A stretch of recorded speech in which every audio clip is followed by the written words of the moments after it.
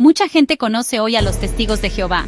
Los vemos por la calle, con sus carritos de publicaciones, siempre bien vestidos. Nos ofrecen revistas como La Atalaya y Despertad. Pero lo que pocos saben es que la historia de este grupo religioso está marcada por una gran ruptura, un cisma que lo cambió todo para siempre. Nos tenemos que ir a 1917, un año después de la muerte de su fundador.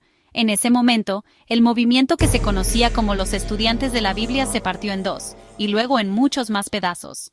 Todo empezó como un pequeño grupo de estudio de la Biblia en Pensilvania, Estados Unidos, a finales del siglo XIX. Un hombre llamado Charles Taze Russell lideraba estas reuniones. Su objetivo era sencillo: entender la Biblia sin las doctrinas que, según él, las iglesias tradicionales habían añadido con el tiempo. Su mensaje se extendió rápidamente gracias a una enorme campaña de publicación de libros y folletos.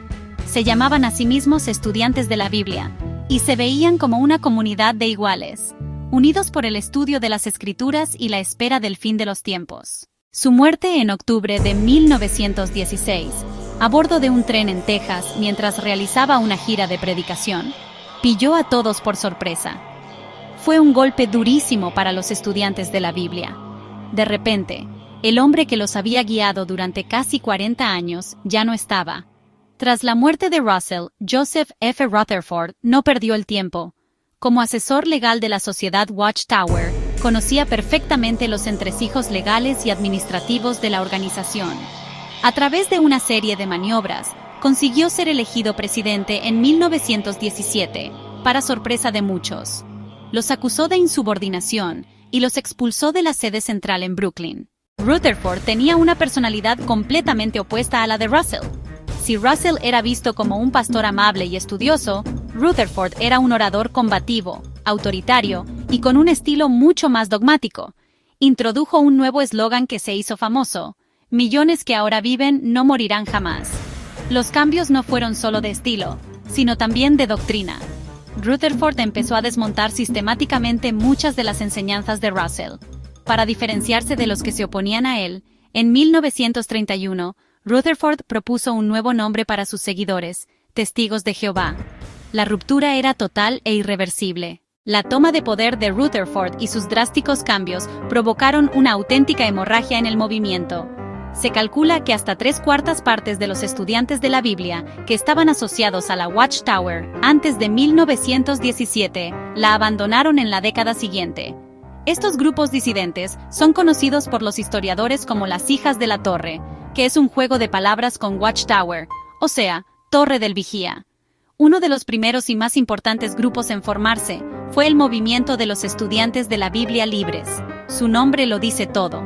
Querían ser libres de la autoridad centralizada de la Watchtower. Publican sus propias revistas y libros, y celebran sus propias convenciones.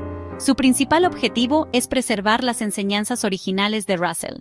La principal diferencia entre los Testigos de Jehová y estos grupos de estudiantes de la Biblia radica en su forma de organizarse. Mientras que los testigos tienen una estructura jerárquica muy rígida, los estudiantes de la Biblia valoran por encima de todo la autonomía de la congregación local.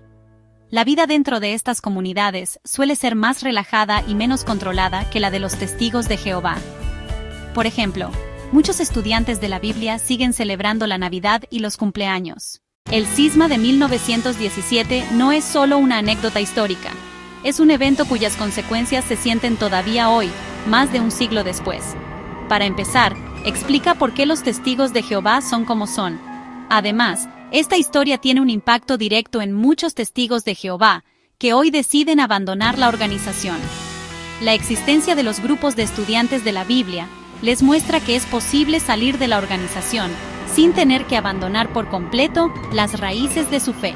En conclusión, la historia de los Testigos de Jehová es mucho más compleja de lo que parece a simple vista. La división que comenzó en 1917 fue un terremoto que sacudió los cimientos del movimiento de los estudiantes de la Biblia. Conocer a las Hijas de la Torre es descubrir un capítulo olvidado de esa historia.